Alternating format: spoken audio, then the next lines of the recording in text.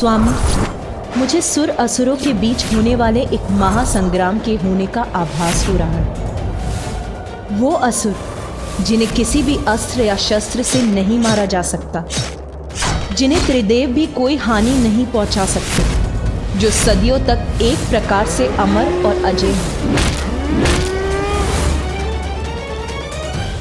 इस भावी विनाश को रोकने का एकमात्र उपाय है देव असुर संग्राम।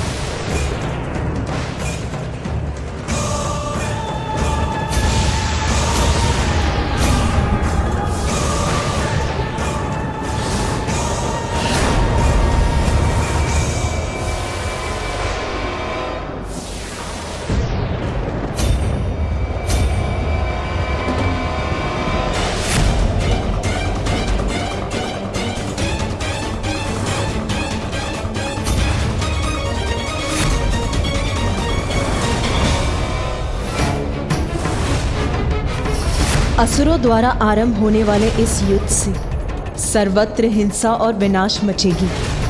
ज्ञात नहीं क्या होने वाला है इसका परिणाम।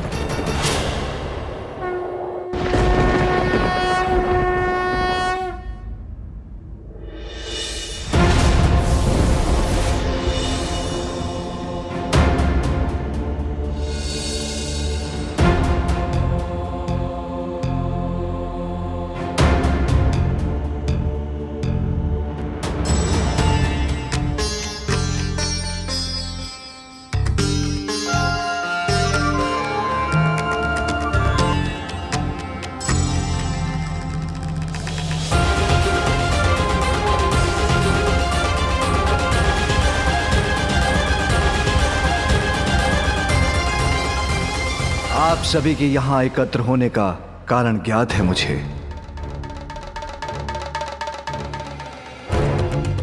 विनाशकारी संकेत तो मुझे और देवी पार्वती को भी दिखाई दिए हैं।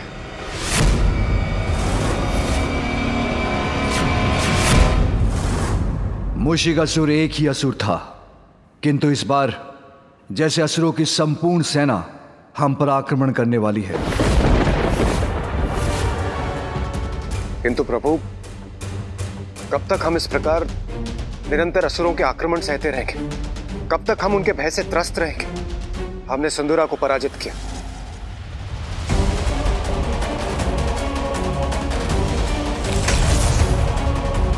गजासुर का अंत हुआ,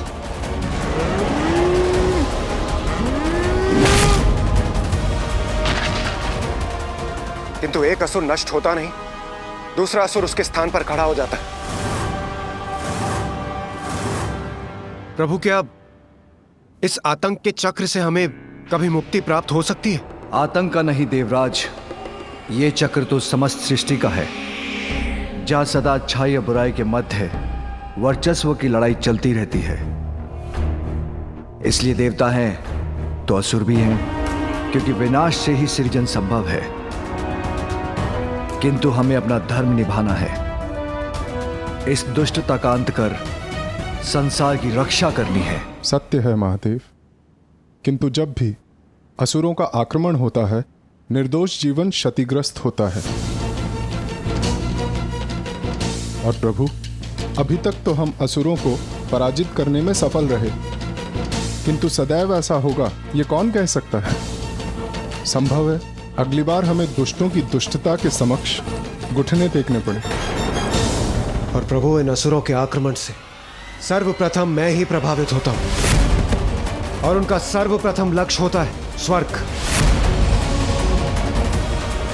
प्रभु, क्या इस आसुरी चक्र से मुक्ति प्राप्त करने का हमारे पास कोई उपाय नहीं है? ताड़कासुर, गजासुर, सिंदूरा, इन सबको आपकी और हमारी सम्मिलित शक्तियों ने पराजित किया, किंतु ये कभी ना कभी हम पर भारी पड़ेंगे। तब क्या होगा प्रभु? उसकी कल्पना से तो विचलित हो उठता हूं मैं। प्रभु, हमें इसके पूर्व ही कुछ स्थायी उपाय करना होगा। और प्रभु, युद्ध में जय पराजय तो किसी भी पक्ष की हो सकती। हम सत्य का साथ देते हैं, इसलिए सदैव हमारी ही विजय हो, यह भी तो निश्चित नहीं। और यूं ही सत्य की लड़ाई लड़ते लड़ते हम यूं ही सफलता प्राप्त करते रहे, इसे कैसे सुनिश्चित करें प्रभु? हाँ महादेव, ब्रह्मदेव, मैं देवताओं के इस कथन से सहमत हूँ। देवता सफल होंगे इसी विश्वास के साथ वो असुरों के साथ युद्ध में उतर सकें, इसके लिए हमें कोई उपाय तो सोचना ही होगा प्रभु। मेरे विचार से देवताओं का भी कोई देवता होना चाहिए जो कि सभी देवताओं को दिशा प्रदान करें, जिसकी पूजा से उनके कार्य मंगलमय हो।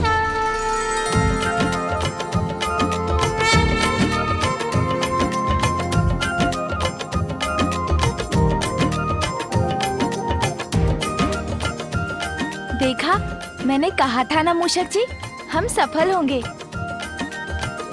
हम आ गए यहाँ पर। हाँ प्रभु, मेरा भी यही प्रस्ताव है। ऋषि अगस्त्य के दिए सुझाव अनुसार हमें किसी ऐसे देवता का चयन करना चाहिए जो सर्वप्रथम पूजनीय हो, जिसकी पूजा से हमारे कार्यों में आने वाले विघ्न टल जाएं। और जिसकी पूजा से वो दुष्टों के मार्ग में कंटक के समान बनकर उनके पथ में बाधाएं उत्पन्न करे।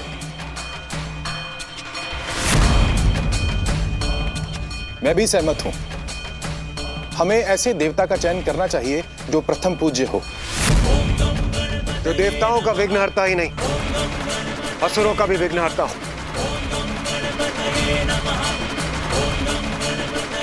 जो देवताओं का भी देवता हो, एक ऐसे देवता जो सम्मिलित असुर शक्ति को पराजित करने में सक्षम हो और सदैव हमारा साथ दे। किंतु प्रश्न अभी भी वही है, कौन होंगे वो?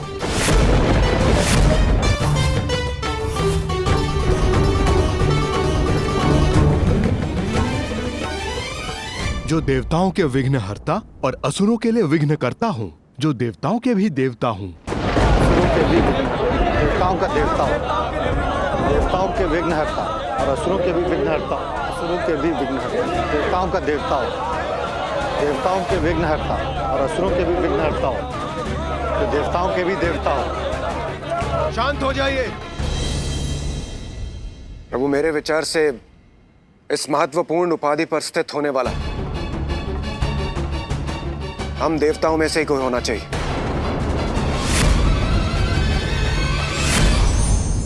नारायण नारायण। आप समस्त देवताओं को देवर्षि नारद का प्रणाम। प्रणाम त्रिदेव। प्रणाम माता। अब प्रश्न ये है कि समस्त देवताओं में कौन है सर्वोत्तम, जिसे जगत पूजेगा सर्वप्रथम?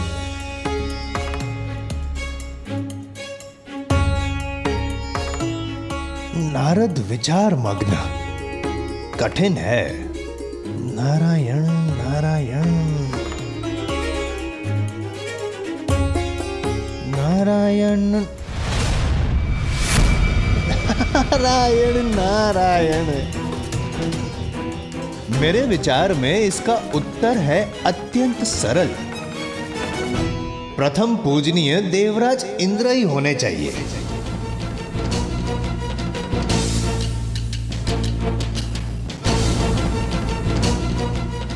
आपका क्या विचार है महादेव? अच्छा, और आप इस निष्कर्ष पर पहुंचे कैसे देवऋषि?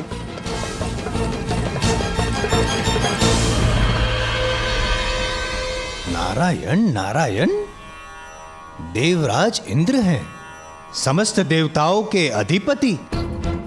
इसीलिए आप सभी देवताओं में यदि इंद्रदेव बने प्रथम पूजनीय, तो आप सभी देवताओं को नहीं होनी चाहिए कोई आपत्ति। और इसका भी है कारण। वर्षा करवाते हैं जिससे उपजता है अन्न और प्राप्त होता है समस्त देवताओं को यज्ञ के भविष्य से भोजन। निसंदेह, मुझे कोई संदेह नहीं है कि देवराज इंद्र को ही होना चाहिए सर्व देवों में प्रथम पूज्य। क्षमा त्रिदेव, देवराज इंद्र का अभिप्राय जानने से पूर्व आपकी आज्ञा आवश्यक है। यदि आज्ञा हो तो मैं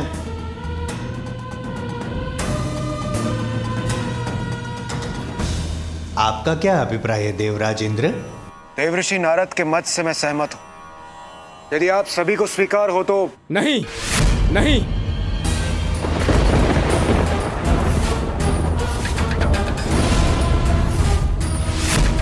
मुझे स्वीकार नहीं है।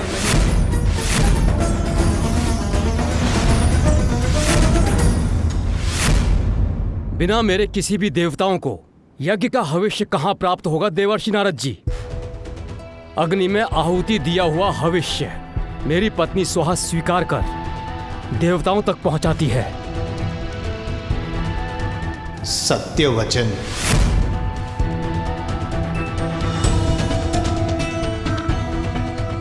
सत्य वचन, आपका कथन सर्वथा उचित है अग्निदेव,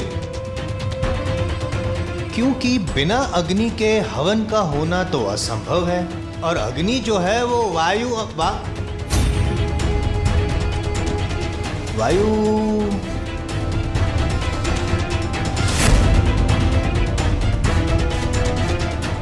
किंतु क्या देवऋषि? ना, कुछ नहीं, ना, ऐसे ही मन में एक विचार ले रहा था आकार, किंतु अग्निदेव का कथन तो सभी को है स्वीकार। कैसा विचार आकार ले रहा था आपके मन में देवऋषि? यदि आपकी आज्ञा हो तो मैं बताऊं। विचार ये है वायुदेव कि जैसे बिना अग्नि के हवन का होना है असंभव, वैसे ही बिना वायु के अग्नि का प्रज्वलित होना भी है असंभव।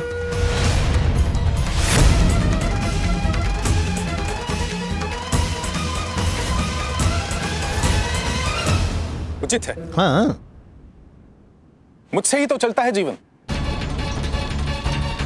सभी के प्राण मुझसे ही तो है। यदि एक क्षण के लिए मेरा प्रवाह थम जाए तो सभी प्राणी व्याकुल हो उठेंगे, अंत हो जाएगा सबका। इसलिए प्रथम पूज्य तो मुझे ही होना चाहिए।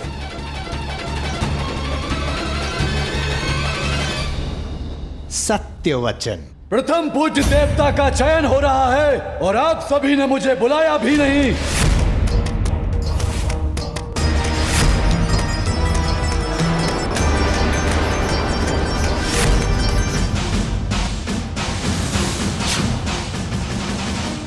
प्रणाम त्रिदेव। नारायण नारायण नारायण, ये कैसा है अन्याय देवराज?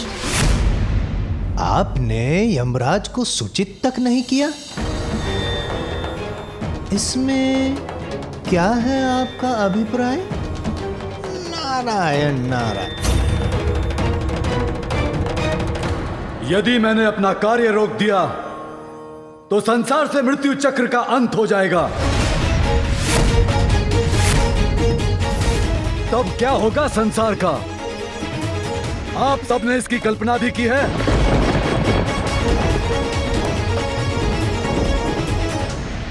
किसी को भी नरक या मृत्यु दंड का भय नहीं रहेगा, अर्थात सर्वत्र अधर्म अन्याय छा जाएगा। सत्य वचन। अर्थात जीवन मृत्यु का संतुलन, जिसे स्थापित करता है मर्यादा का बंधन। नारायण नारायण, आप ही तो हो यमराज, आप ही तो हो जो सब कुछ निर्धारित करते हैं। अवश्य, निसंदेह आप ही को प्रथम पूज्य होना चाहिए। आप ही को अधिकार है, क्योंकि आपका प्रकोप जिस पे पड़ गया वो तो जल तक नहीं मांगेगा। जल जल, बिना जल के तो जीवन संभव ही नहीं है। और वरुण देव, आप ही तो जल उत्पन्न करते हैं, और यदि आपने संसार को जल से विहीन कर दिया, संसार तो नष्ट हो जाएगा। यही तो मैं भी कहना चाह रहा था। तो कह क्यों नहीं रहे थे? वरुण देव, आप ही से समस्त गतिमान होते हैं चक्र। चक्र?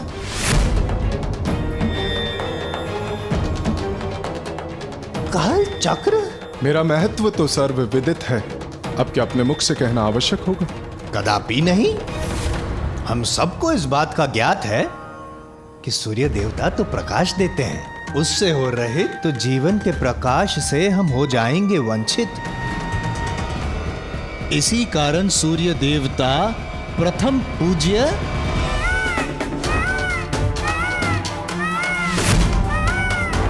प्रथम पूज्य केवल वो नहीं होना चाहिए जो जगत का कल्याण करे, अपितु जगत की रक्षा भी करे।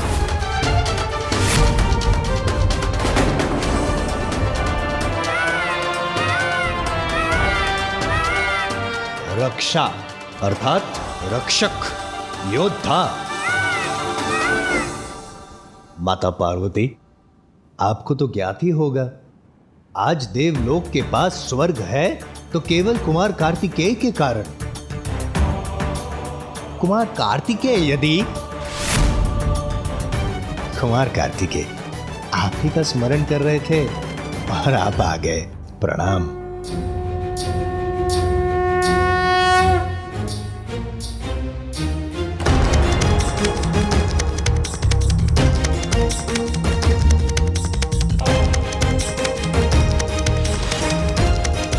कुमार कार्तिकेय,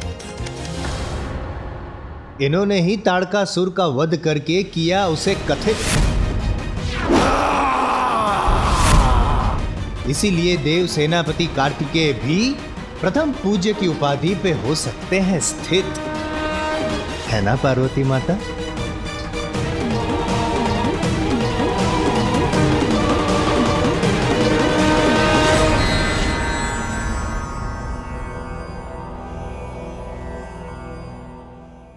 कैसी दुविधा है त्रिदेव, ये कैसी दुविधा है? अब क्या करें? कौन बनेगा प्रथम पूज्य? देवऋषि नारद, इतना समय नहीं है हमारे पास। आप केवल नाम घोषित कीजिए, हम उसी को सर्वप्रथम पूज्य के रूप में स्वीकार कर लेंगे। आप तो कर लेंगे स्वीकार, किंतु अन्य सभी देवता करेंगे मेरा तिरस्कार। यदि मैंने आपका नाम घोषित कर दिया तो यमराज, अग्निदेव, वायुदेव, वरुण देव, सूर्यदेव इत्यादि ने यदि विद्रोह करेंगे नहीं, किंतु अपना अपना कार्य रोक दिया तो?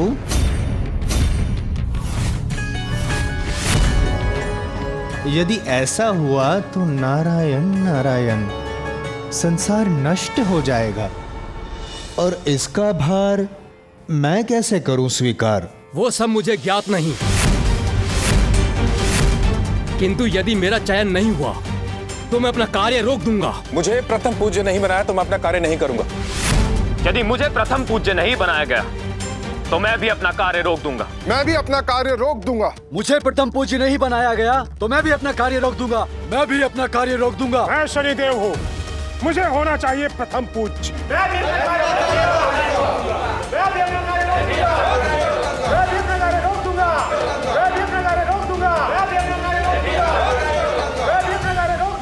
इस घोर संकट के समय में भी ये आपस में ही उलझ रहे हैं। कैसे समझाएं इन देवताओं को हम? कोई कुछ सुनने के लिए तैयार ही नहीं। इंद्र सहित देव सारे कर रहे विवादा,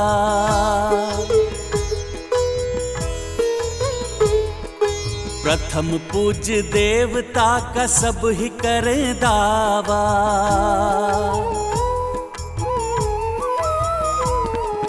सबके विपरीत सुमुख युक्ति सुझाए, न्यायाधीश की नियुक्ति दिए उपाय। यदि सभी ऐसे ही बोलते रहेंगे तो प्रथम पूज्य कौन होगा? उसका निर्णय कौन करेगा? मेरे विचार से हमें इस कार्य के लिए एक न्यायाधीश नियुक्त करना चाहिए जो इस बात का निर्णय करे।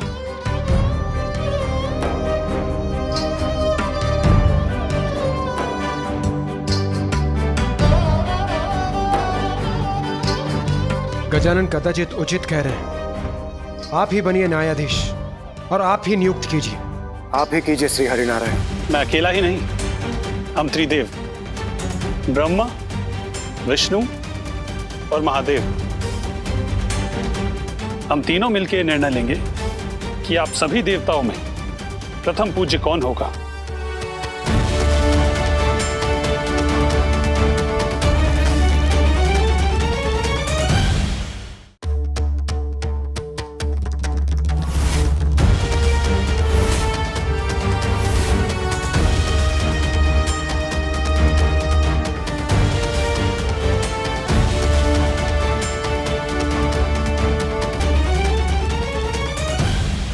मैं होठ पढ़ सकता हूं। मेरे विचार से ये लोग मेरा ही नाम ले रहे हैं।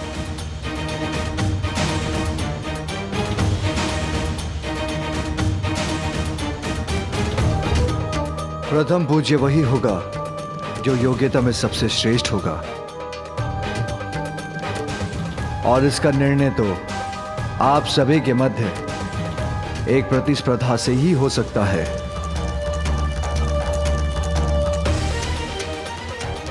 प्रतिस्पर्धा? कैसी प्रभु? हाँ देवराज, क्योंकि प्रतिस्पर्धा योग्यता की श्रेष्ठता सिद्ध करने का सर्वोत्तम उपाय है। इसलिए प्रतिस्पर्धा से भागने की नहीं, उसमें भाग लेने की आवश्यकता है, क्योंकि प्रतिस्पर्धा में विजय पाने की इच्छा हमारे भीतर छिपे गुणों को बाहर निकालकर हमारी क्षमता को उजागर करती है। उचित है प्रभु, किंतु हमें करना क्या होगा? आप सभी को अपने वाहनों पर आरूढ़ होकर एक दौड़ में भाग लेना होगा, जिसका प्रारंभ कैलाश से होगा।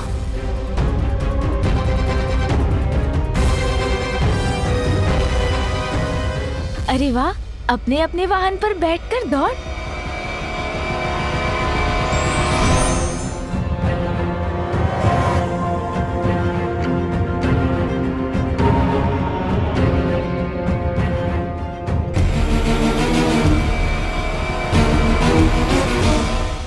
त्रिलोक में स्थित तीर्थ काशी, हरिद्वार, ऋषिकेश, गंगा, सागरपुरी, काशी और द्वारका, और फिर वहां से होते हुए पाताल के तीर्थ, राजावली का नगर, नागलोक, फिर स्वर्ग के तीर्थ, सूर्यलोक और नवग्रह मंडल के समस्त लोक, महरलोक, ब्रह्मलोक, वैकुंठ लोक और गोलोक से होते हुए वापस यहाँ लौटना होगा।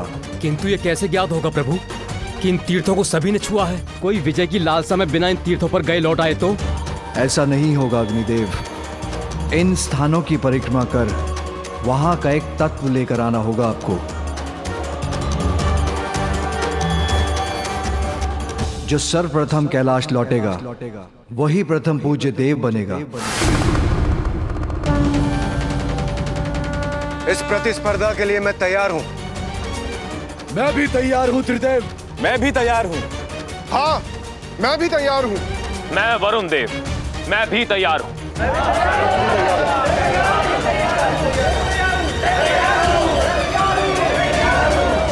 पुत्र कार्तिकेय, इस दौड़ में तुम भी भाग लोगे। जो आज्ञा पिताश्री। प्रभु और गजानन, क्या वो भाग नहीं लेगा स्पर्धा में?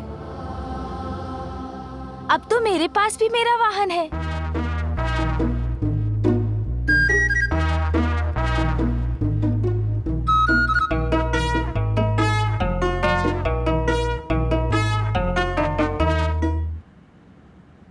अवश्य बालक गजानन। प्रभु, गजानन भी इस प्रतिस्पर्धा में भाग लेंगे।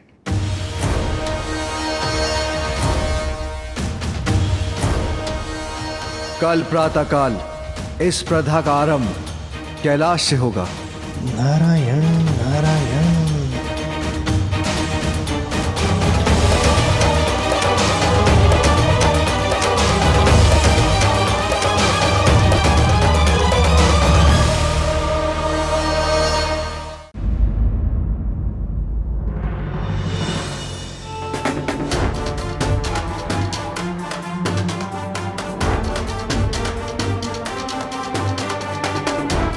पिताश्री, माँ, मुझे आशीष दीजिए।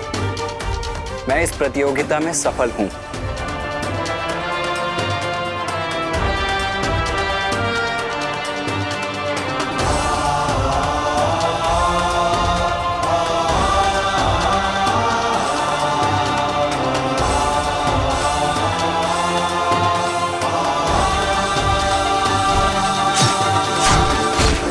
क्या हुआ माँ? आप अचानक इतनी चिंतित क्यों हो गई?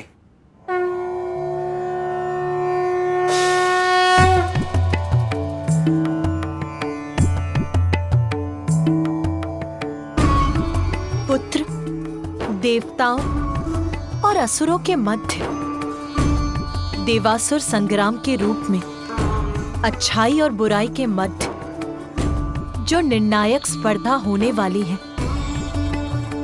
उसमें देवताओं को उचित नेतृत्व प्राप्त हो, उसके लिए ये प्रतिस्पर्धा अत्यंत महत्वपूर्ण है पुत्र, जिसमें मेरे दोनों पुत्र यथाशक्ति विजय प्राप्त करने के लिए प्रयत्न करें। ये मेरी इच्छा है। हाँ माँ, अवश्य करेंगे हम। और अब तो मेरे पास मेरा वाहन भी है। अरे भैया, अभी तक आपने मेरे वाहन मूषक जी से भेंट नहीं की है ना? मैं अभी मिलवाता हूँ आपको, आइए ना।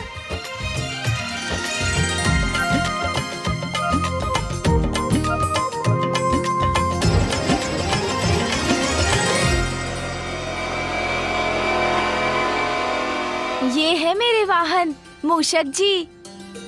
देखा भैया? बताइए ना, अच्छे हैं ना मेरे वाहन? अभी इन पर सवार होकर दिखाता हूँ मैं।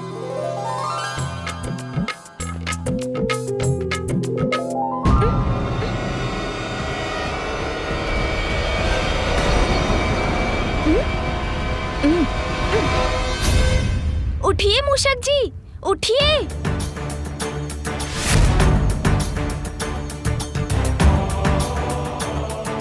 अरे मूषक जी, उठिए ना। ये कैसा वाहन चुन लिया गजानन ने, जो उसका भार उठाने में भी असमर्थ है। कोई बात नहीं मूषक जी, इस बार अवश्य सफल होंगे आप। एक प्रयत्न और कीजिए। गजानन, तुमने अन्य देवताओं के वाहन देखे? उनको छोड़ो, मेरे वाहन मयूर के तीव्र वेग से तो तुम परिचित हो ना?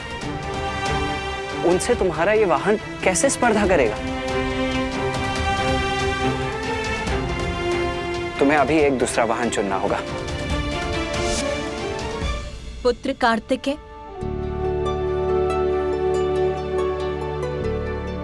पुत्र, जो योग्यता साधारण समय में दिखाई नहीं देती, वो ही संकट में उजागर होकर व्यक्ति की शक्ति बन जाती। इसीलिए बिना किसी के सामर्थ्य को जाने उसके बारे में किसी निष्कर्ष तक पहुंचना तो सर्वथा अनुचित है पुत्र। जी माता, शुभ संकल्प तो किसी को कल्पना से परे ले जा सकता है। संभव है कल गजानन और उसका वाहन मूषक तुम्हें चकित कर दे पुत्र। इसीलिए कभी किसी को कम आंकने की भूल मत करना पुत्र। उचित है माँ, किंतु मुझे तो ऐसा प्रतीत हुआ जैसे भैया मेरे मूषक जी को कम नहीं आंकना चाहते। वो तो बस इतना चाहते हैं कि मैं असफल ना हूँ, है ना भैया? और वैसे भी माँ, मैं जीतूं या भैया, विजय तो आपके पुत्र की होगी ना? हाँ पुत्र, कल भोर की प्रथम किरण के साथ देवताओं के बीच ये प्रतिस्पर्धा प्रारंभ होगी। इसीलिए तुम दोनों को तैयार रहना होगा पुत्र।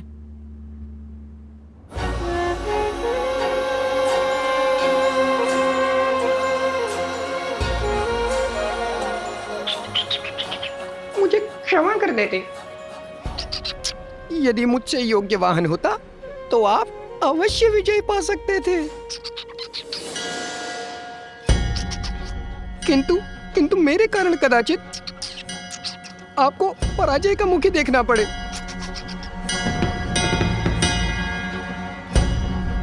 चिंता मत कीजिए मूषक जी, कल जो भी हो, इस प्रतियोगिता में विजय तो महादेव पुत्र की ही होगी।